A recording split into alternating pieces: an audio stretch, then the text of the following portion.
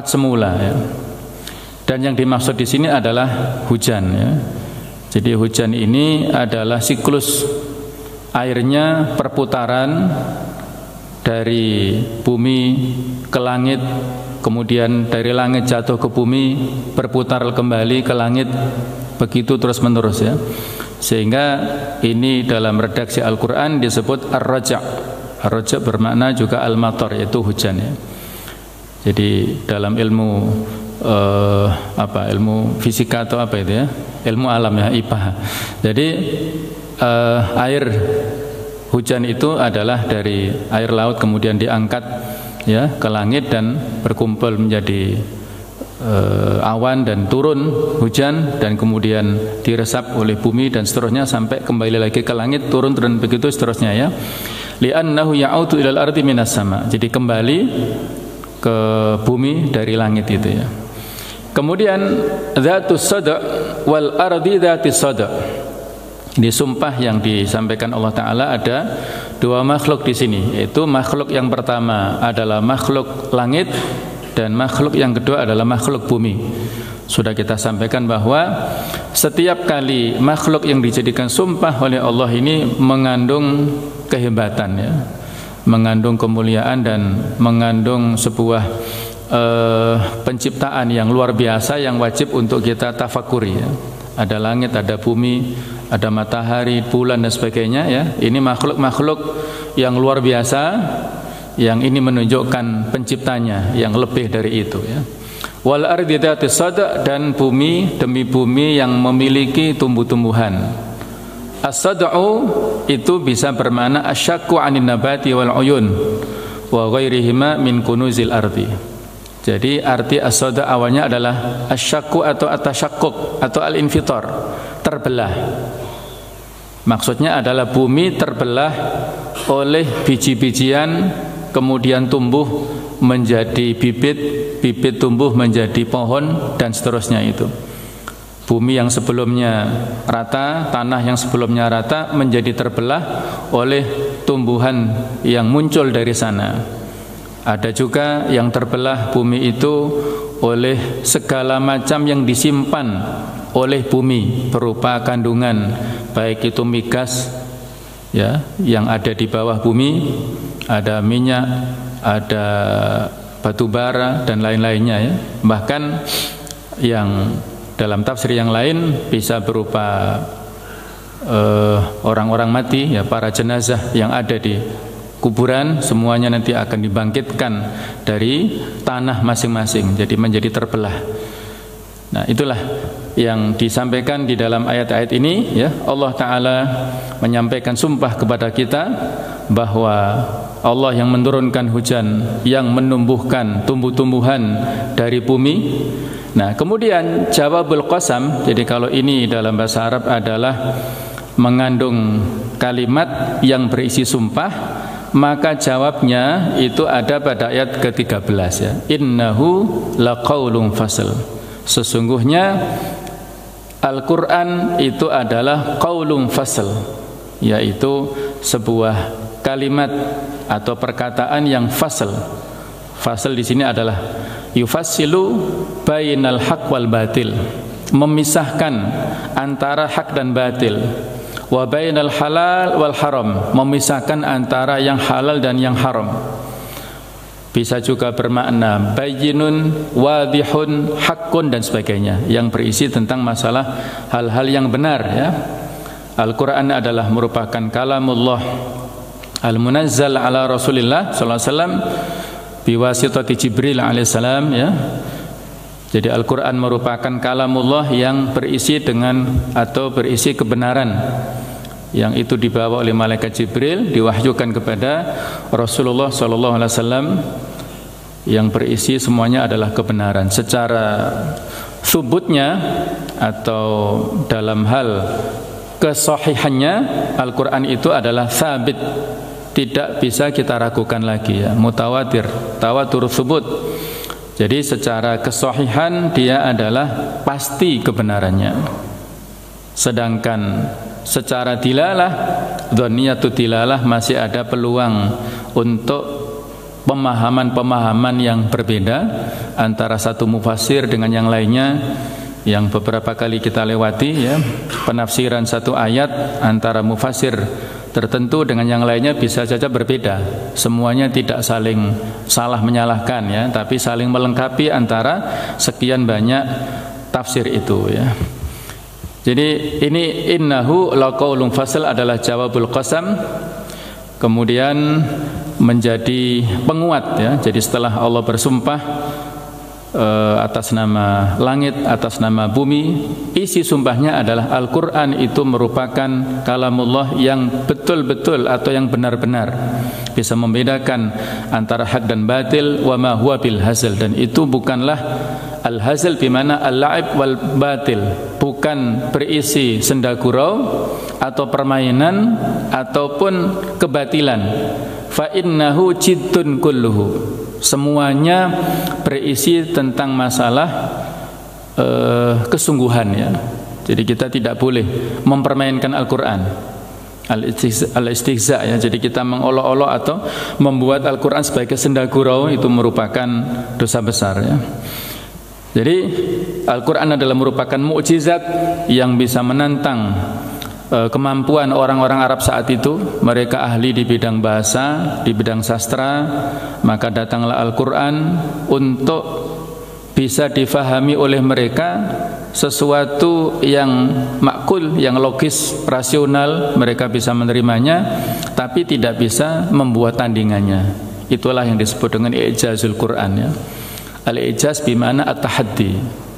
I'jaz itu artinya adalah menantang sesuatu yang makul, yang mereka bisa lakukan tetapi tidak bisa menandinginya ya.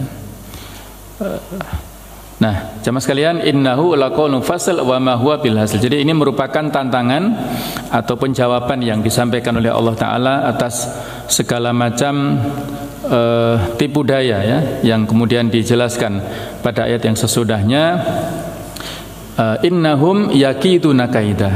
Yang dimaksud hum di sini adalah al-kufar min ahli Makkah, orang-orang kafir dari penduduk Makkah, wa amsaluhum, dan yang serupa dengan mereka. Yakiduna kaida artinya adalah yudabbiruna wa ya'maluna al-makayid li'itfa'i nuril Islam.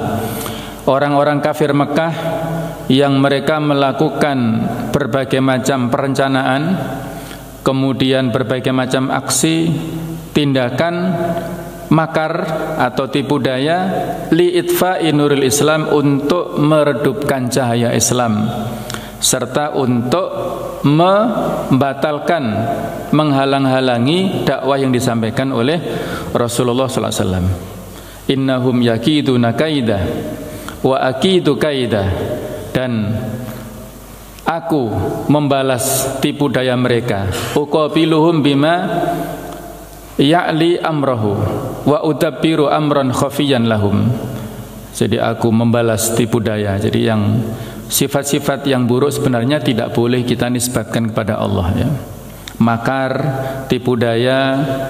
Kemudian di awal-awal Al-Baqarah adalah Allahu yastahzi'u bihim, misalnya ya, Allah mengolok-olok mereka. Itu kalau berdiri sendiri kita nisbatkan kepada Allah tidak boleh. Tapi kalau berisi sebagai sebuah pembalasan atas perilaku yang dilakukan oleh orang-orang kafir, ini ya sesuai dengan Al-Quran, diperbolehkan. Allah membalas segala macam tipu daya, perencanaan buruk dari mereka, ini diperbolehkan. Laisal maqsud bil kaidi idza usnita ilallahi ala haqiqatihi. Ketika kata-kata tipu daya dinisbatkan, disandarkan kepada Allah, tidak bermaksud pada sebuah hakikatnya. Li'anna Allah Ta'ala laisa bihajatin ilaihi, karena sesungguhnya Allah tidak membutuhkan itu. Wa innamal muradu bihi jazaul amal, tetapi yang dimaksud itu adalah balasan dari amalan orang-orang kafir. Min qabilil musyakilah atau musyakalah wal musyabahah lil jarmi al murtakab. Jadi untuk menghadapi segala macam kriminal atau kejahatan yang dilakukan oleh manusia, Allah membalasnya dengan balasan yang lebih dahsyat daripada yang dilakukan oleh orang-orang kafir itu. Famahilil kafirina amhilhum ruwaida, maka tunggulah, berilah tangguh kepada mereka waktu yang sebentar. Wahai Nabi Muhammad, fala tashtaghil bil intiqam minhum, jangan terburu-buru, jangan sibuk untuk melakukan pembalasan kepada mereka. Au la tasta'jil bi ihlakihim, jangan terburu-buru menghancurkan mereka. Akan diberikan tangguh, amhilhum ruwaida, amhilhum imhalan yasiran. Maksudnya, aku, kata Allah, memberikan tangguh kepada mereka. Ruwaida itu adalah yasiran, qalilan, ya. Jadi dalam waktu yang sedikit, yang sebentar. Nah, jadi ada pengulangan, ya.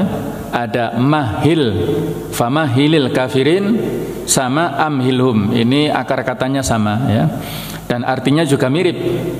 Tikrarul fi'li wa taghyiru bunyatihi lil mubalaghah.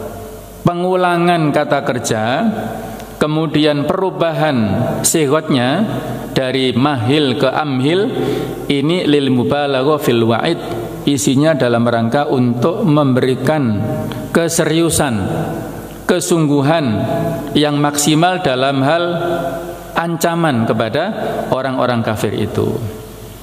Dan nanti bisa kita lihat dalam sejarah betapa perencanaan makar yang dilakukan oleh orang-orang atau oleh para musuh Allah ini dibalas dengan Allah dengan balasan yang lebih dahsyat dari itu semua, ya.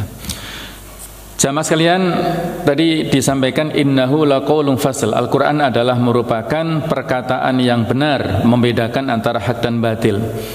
Ada sebuah riwayat dari Imam At-Tirmidzi dan Ad-Darimi dari Ali bin Abi Thalib. Ali bin Abi Thalib pernah menyampaikan sebuah hadis, sami'tu Rasulullah sallallahu alaihi wasallam yaqul, aku pernah mendengar Rasulullah sallallahu alaihi wasallam bersabda, innaha satakunu fitnah, sesungguhnya nanti akan terjadi fitnah, terjadi cobaan dalam hidup kita, ya, di dunia ini. Qultu, jadi itu sabda Rasulullah SAW. Kemudian Ali bertanya, famal makhraju minha ya Rasulullah, apa solusi atau jalan keluar menghadapi fitnah itu ya Rasulullah? Sebagaimana kita sekarang ini, ya, di dunia banyak cobaan, fitnah. Banyak sekali cobaan yang ada di dunia ini, fitnatul mahya wal mamat, ya, kehidupan kita ini penuh dengan fitnah, penuh dengan bala. Liyabluwakum ayyukum ahsanu amala. Jadi kehidupan kita berisi dengan cobaan semua. Maka bagaimana untuk menghadapinya ya Rasulullah? Maka jawaban dari beliau adalah kitabullah tabaraka wa ta'ala. Untuk menghadapi fitnah, cobaan itu adalah dengan Al-Quran, kitab Allah tabaraka wa ta'ala. Fihi naba'un min qablikum. Di dalam Al-Quran itulah ada berita tentang umat sebelum kalian yang banyak sekali. Kisah-kisah dalam Al-Quran yang bisa kita ambil pelajaran, dan kisah itu akan selalu berulang. Cara menghadapinya juga hampir sama, ya, untuk menghadapi berbagai macam fenomena yang sudah terjadi, itu akan terjadi pada tahap atau waktu yang berikutnya. Fihi naba'un min qablikum, berita tentang umat sebelum kalian. Wa khabaru ma ba'dakum, dan berita tentang apa yang sesudah kalian. Jadi apa yang sudah terjadi, apa yang belum terjadi, itu semua ada dalam Al-Quran, ya.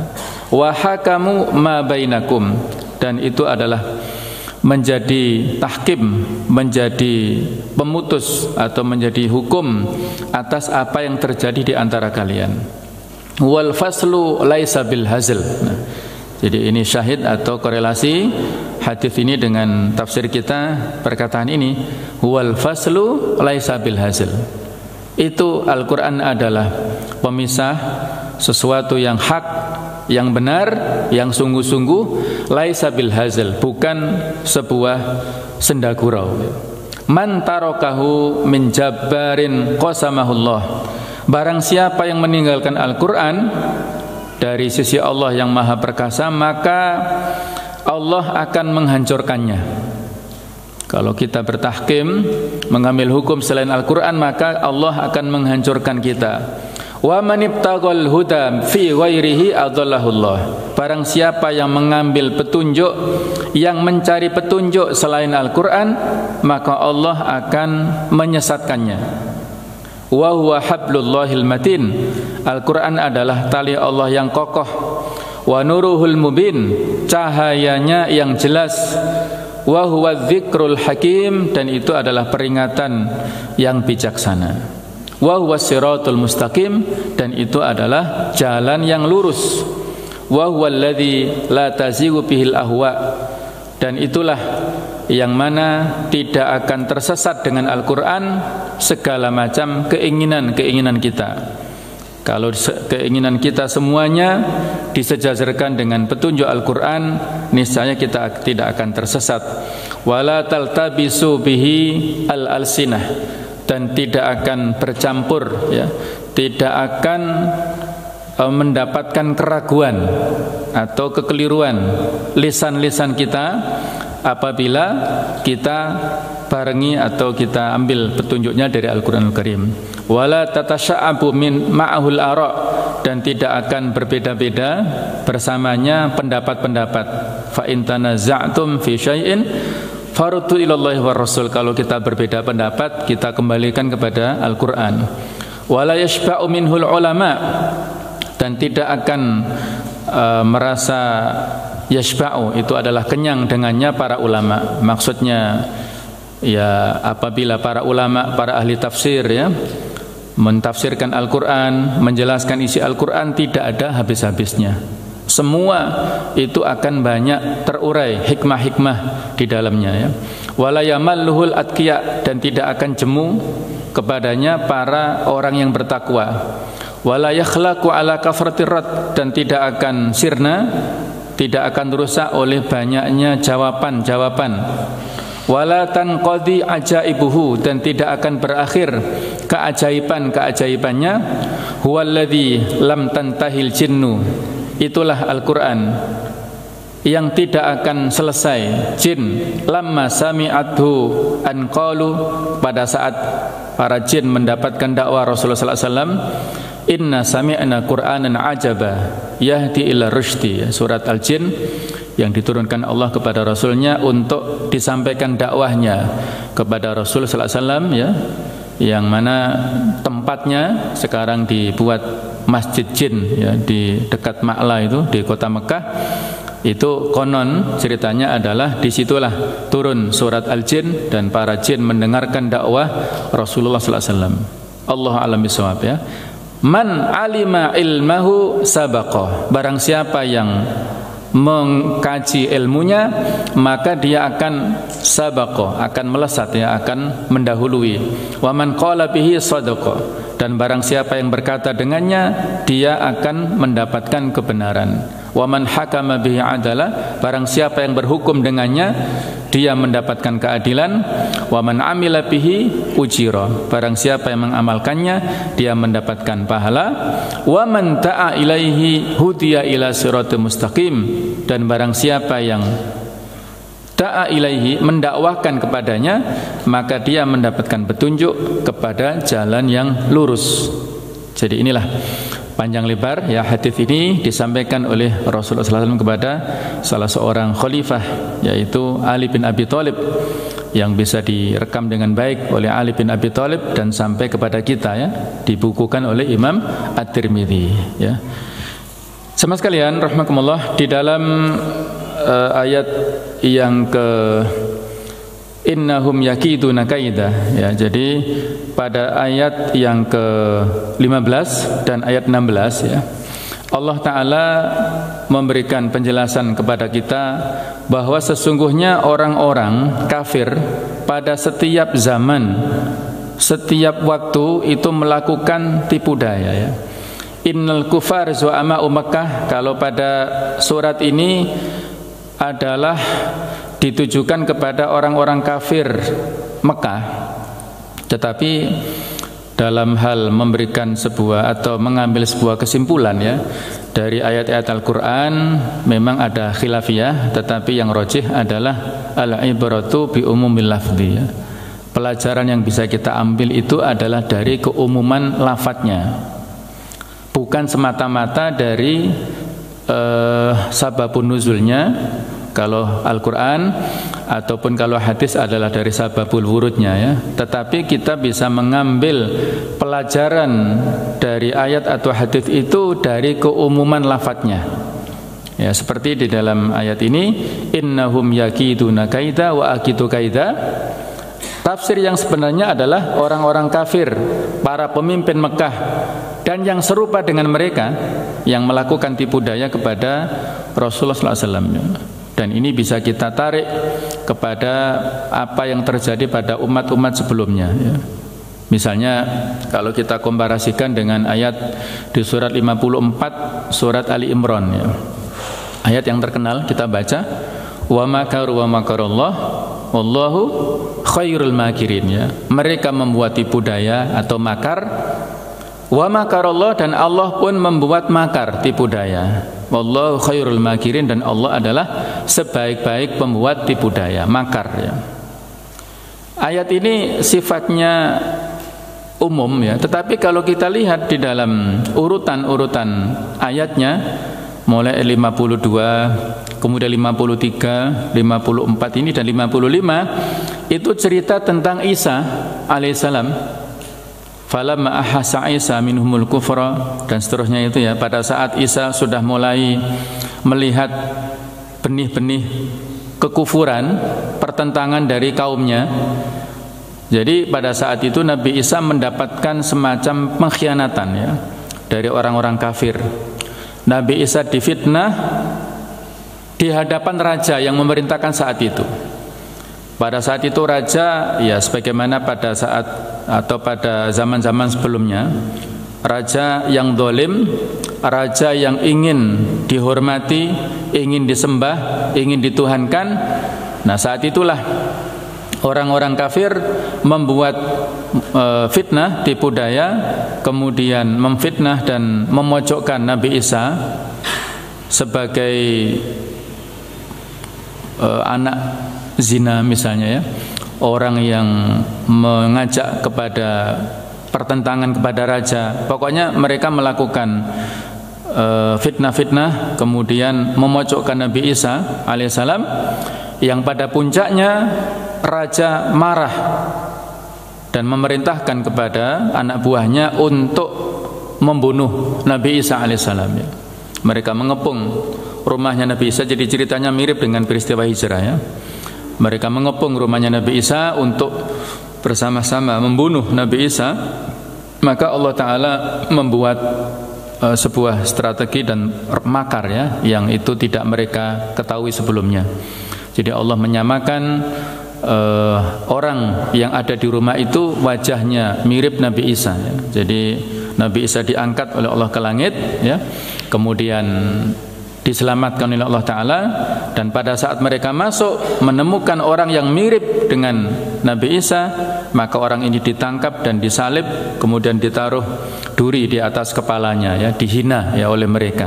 Padahal ini adalah bukan Nabi Isa, tapi orang yang dimiripkan oleh Allah dengan Nabi Isa. Jadi ini yang kalimat atau tafsir dari wa makaru wa makarallah wallahu khairul makirin. Jadi aslinya seperti itu, ya, tentang penjelasan terkait dengan peristiwanya. Tetapi sekali lagi tadi kita jelaskan, al-ibratu bi umumil lafzi la bi khususis sabab. Pelajaran yang bisa kita ambil dalam setiap nusus syariah, teks Al-Quran ataupun hadis, itu dari keumuman lafadznya, bukan dari kekhususan sebabnya. Kekhususan sebabnya tentang masalah Isa tadi ceritanya, ya.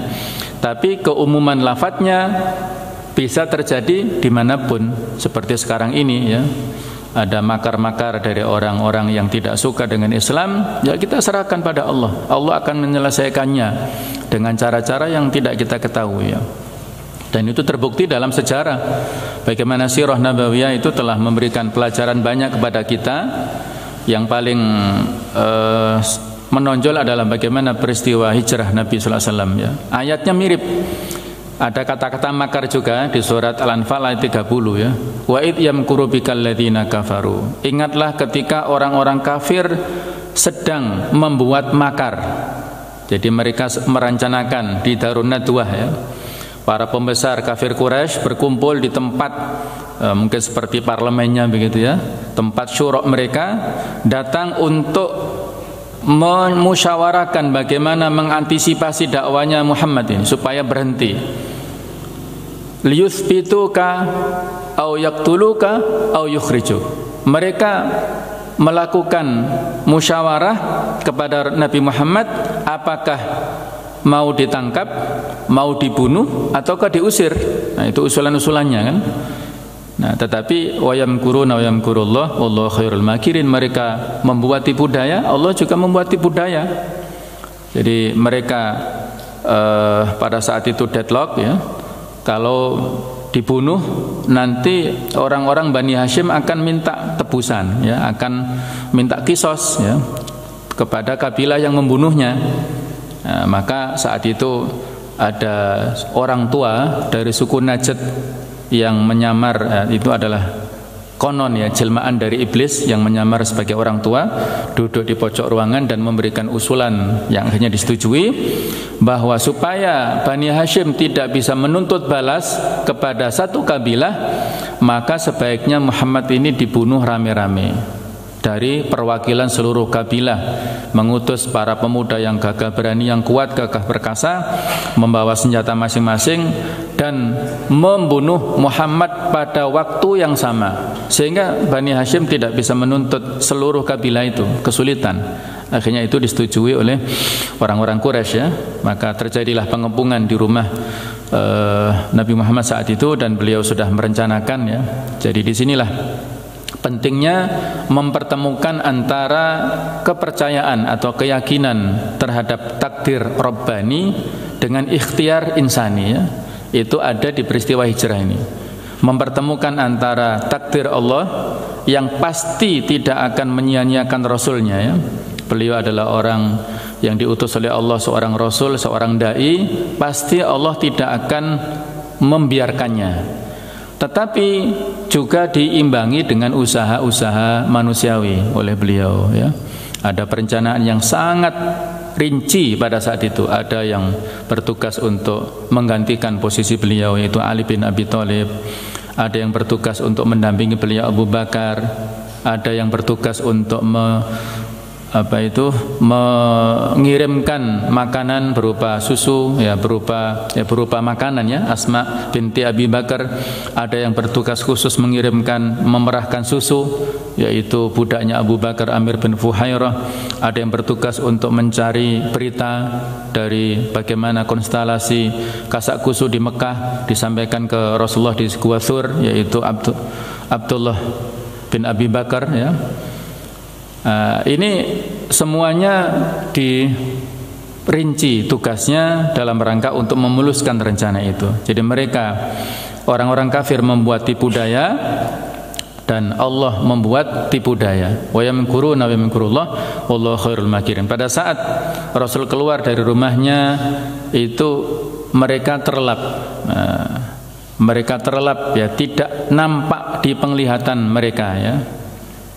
Wa ja'alna min baini aydihim sadda wa min khalfihim sadda ya, di surat Yasin ya. Akan kami jadikan di belakang di hadapan mereka itu tembok, maksudnya tertutup, tidak bisa nampak. Di belakang mereka juga tidak bisa nampak. Fa akhshaynahum fahum la yubsirun ya, mereka tertutup, tidak bisa melihat pada saat Nabi keluar dari rumahnya itu. Dan seterusnya ya, sampai kemudian beliau berhasil hijrah sampai ke Madinah ya, lewat jalan yang tidak biasa. Itu pun juga dengan bantuan seorang guide yang profesional, yaitu Abdullah bin Uraikid, yang dibayar oleh Rasul, dan saat itu masih belum muslim ya, masih non muslim, dimanfaatkan tenaganya oleh Rasul dan Abu Bakar ya. Ini satu contoh perencanaan yang bagus dari Rasulullah SAW, dan atas izin Allah ya, atas takdir Allah bisa berdakwah sampai ke Madinah dalam keadaan yang selamat. Contoh lain jamaah sekalian bisa kita lihat dalam sejarah bagaimana tipu daya Allah itu luar biasa. Terjadi pada perang Ahzab ya, perang Khandaq, yaitu pada tahun 5 Hijriah. Ini perang yang multi Jadi multi ada pasukan sekutu ya. Dari Ahzab itu adalah pasukan sekutu. Ada orang-orang Quraisy, ada orang-orang Yahudi, ada orang-orang Majusi, orang-orang Nasrani, semua bersatu untuk mengepung Madinah. Nah, jadi mereka kekuatannya kurang lebih 10.000 orang-orang kafir Quraisy dengan bala tentaranya itu. Kemudian kaum muslimin sekitar 3.000. Jadi 3.000 melawan 10.000 ya. Kemudian pada perang ini ada usulan yang sangat strategis dari Salman Al-Farisi ya, bahwasanya dia pengalamannya dari Persia itu dibawa ke Madinah. Kalau mereka bertahan, nah itu dibuatkan parit yang kira-kira parit ini juga bentuknya unik, tidak lebar sekali, kemudian yang kira-kira kuda mereka tidak bisa melewati parit ini, tidak bisa loncat, dan kalau kuda ini jatuh tidak bisa naik. Nah itulah ukurannya strategis atau ukurannya khas ya. Jadi Nabi sallallahu alaihi wasallam membuat parit ini dengan para sahabat ya, mereka bekerja sama yang luar biasa, dan orang-orang kafir melakukan pengepungan tidak 1-2 hari ya.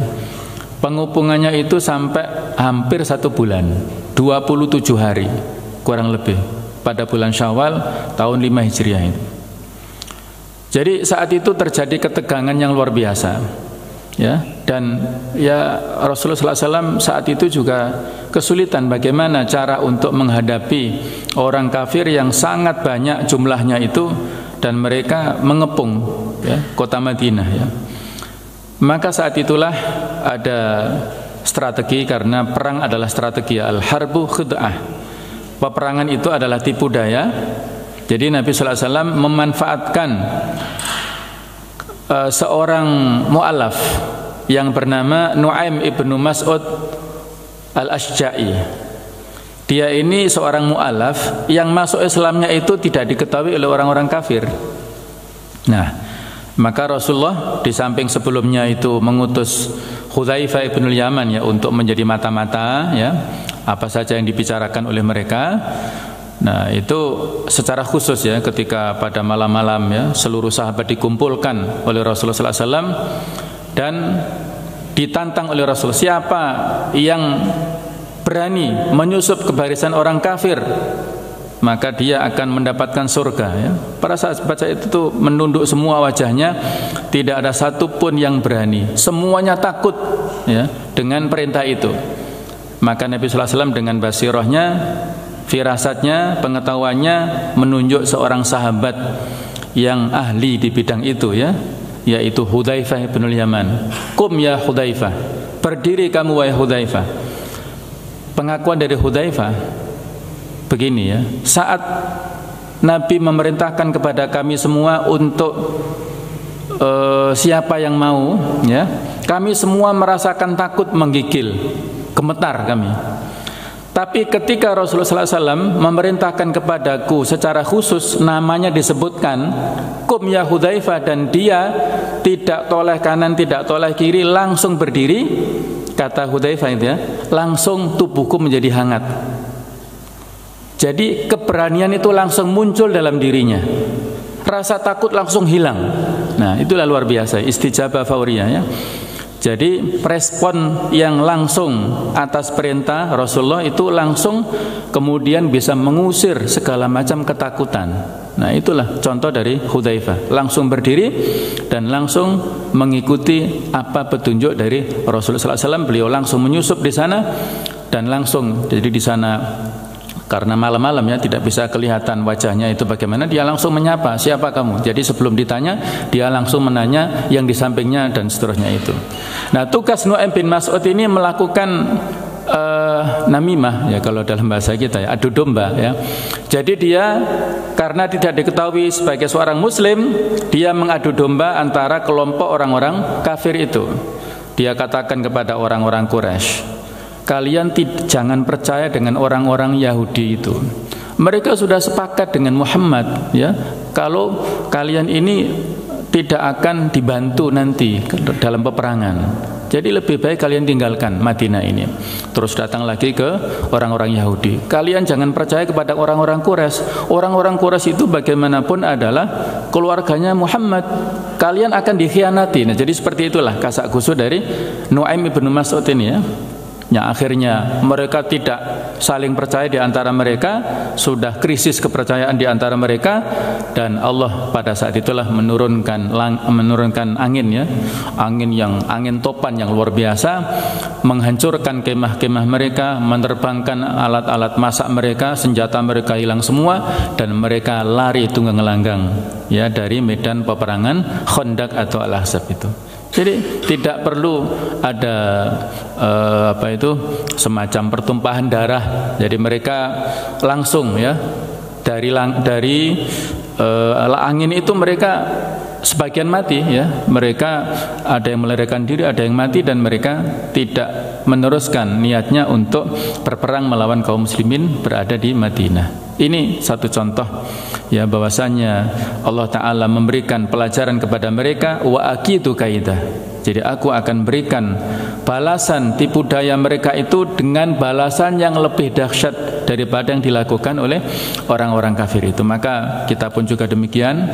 Kalau dalam kehidupan kita sehari-hari, misalnya saat ini kita mungkin umat Islam, ya, sebagai pewaris risalah Nabi Muhammad SAW, kita yang komitmen dengan kebenaran, kita yang sudah berusaha untuk menjadi orang baik, kita berusaha untuk mengamalkan Al-Quran, kita berusaha untuk memakmurkan masjid, kita berusaha untuk berdakwah dengan dakwah yang hak, dakwah yang baik. Kemudian ternyata ada fitnah sana, ada tuduhan sana, tuduhan sini, kita serahkan kepada Allah, ya. Tidak perlu sibuk menghadapi fitnah, tuduhan-tuduhan dari mereka, maka kita serahkan kepada Allah, ya. Fa'amhilhum ruwaida, tadi, ya. Famahilil kafirina amhilhum ruwaida. Jadi kita serahkan kepada Allah, nanti ada rencana Allah yang terbaik. Apa yang akan terjadi itu adalah bentuk ketawakalan kita kepada Allah. Kita serahkan kepada Allah. Allahumma la takilni ila nafsi tarfata aini. Ya Allah, janganlah engkau serahkan diriku pada diriku sendiri walaupun sekejap. Kita serahkan tawakal totalitas kepada Allah Subhanahu wa taala. Inilah yang bisa kita tadabburi dari ayat-ayat ini. Mudah-mudahan kita bisa mengambil pelajaran dari ayat-ayat ini, dan mudah-mudahan kita termasuk adalah ahlul Quran, ya, yang bisa menghayati Al-Quran, bisa memahami Al-Quran dengan baik, membacanya dengan baik, menghafalkannya dan mengamalkannya dalam kehidupan kita sehari-hari. Mudah-mudahan ada manfaatnya. Kurang lebih saya mohon maaf, saya ikhlas-ikhlasnya. Subhanakallahumma bihamdik, asyhadu an la ilaha illa anta astaghfiruka wa atubu ilaik. Wassalamualaikum warahmatullahi wabarakatuh.